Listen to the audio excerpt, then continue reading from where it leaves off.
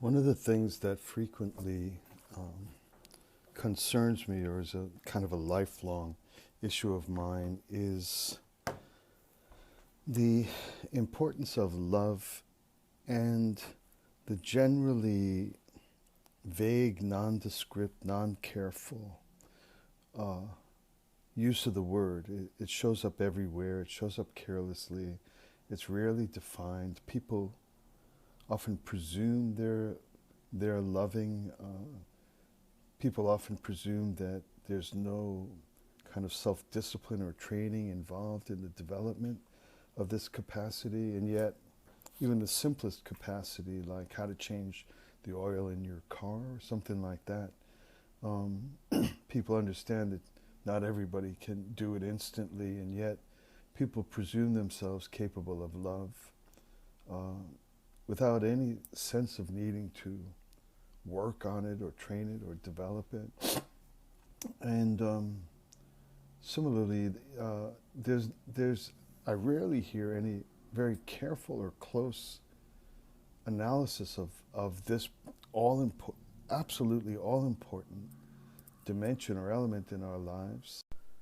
So it's not only the mere lack of a sense that this is a capacity that needs personal self-development and training, and that it can be done better or poorly, etc. But also another thing that is a constant concern of mine is the other kind of seeming lack of any sense that the issue needs to be described with any clarity. Or So anytime I come across investigation into making this concept, which I describe as all important, more clearly defined, it attracts me. So this morning I was reading a piece in which a couple of sentences read, "When a man feels love, the feeling is not generated on its own. The feeling awakens in his heart because of a particular woman. Likewise, the fire of love is kindled in the heart of a woman, not by herself alone, but by the man she loves." In other words, our love belongs to our partner. Thus, we should honor our partner's love as being even more precious than ours. So there's the first part of it. It's recognizing or introducing a notion that the fact that our love is awakened by the presence or emergence or even constant presence of another makes that individual in certain key ways more important in the entire equation than our love. In a certain way, it's a kind of a play on ownership or possession. Who owns our love, or who is the origin of our love? When it's radically inside the other, it seems to be more consonant with what the very nature of love is, and that is a complete surrender and devoted embrace and gratitude, incessant gratitude for the other. Then a couple of lines down, or a little later in what I read, the same figure writes or says, "True love comes through both horizontal and vertical reciprocal relationships.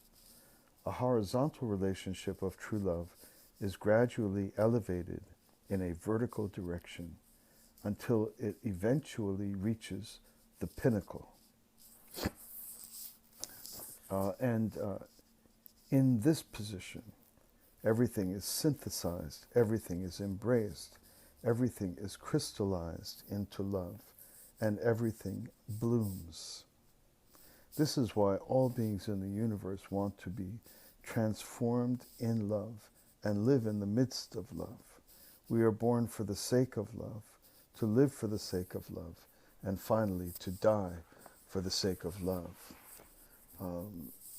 That the thing that I wanted to point out or take note of in that particular second part of the reading is the idea that, so we first introduce that the other is the origin of our love. It brings, it gives birth to it in certain ways, and then that love, our conjugal passions, our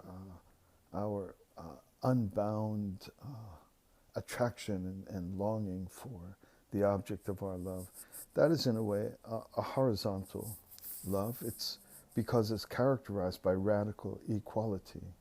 My love partner is equal to me, at least, if not greater, but it's side by side. We're side by side. There's none above the other, higher or better or greater than the other. So in the ideal sense, it's perfectly horizontal in its quality. But we all know that there's also a vertical quality, a vertical dimension to life. That is that which is immediately above me or greater than me or higher than me, or that to which I surrender in a positional dimension, in a vertical dimension, in which I acknowledge that the object of my love is higher than me. For spiritual and religious people, it's often their teacher, their guru, their gateway, the individual who mediates the absolute in our lives. For Christians, it would be Jesus. And for various other practices, we have the function of something clearly directly above and higher than us. There's not inequality. There is a certain form of inequality, but there's not any tyranny or oppression there. It's only our delight, and it's a form of love. So that's always present. So how do these two things relate to each other? How does a perfectly horizontal love, a conjugal love, relate to the fact and the ever-presence of a perfectly vertical love, especially for people with spiritual sensitivity? What I just read just now is that the horizontal ascends up like the pole or the thread or the line. It ascends vertically. It's actually directional.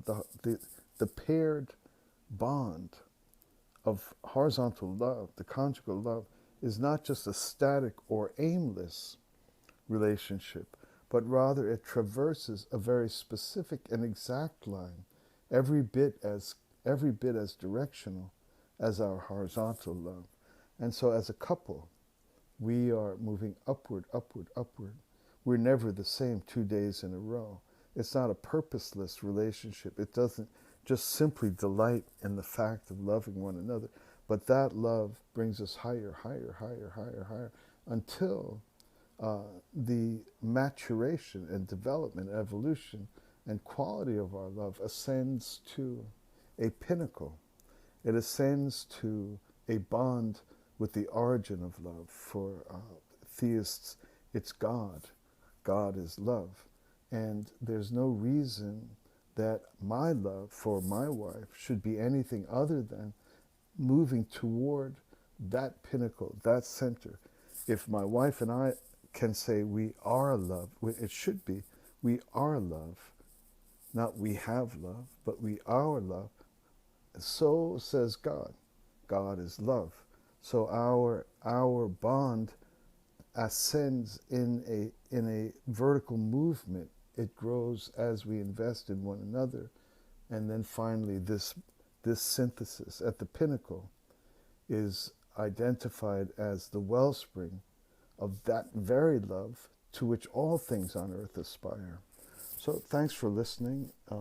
I guess this one was about the structure and dynamics of love, trying to get to some specifics about the matter, not just a constant vague allusion or attribution. Thanks a lot for listening.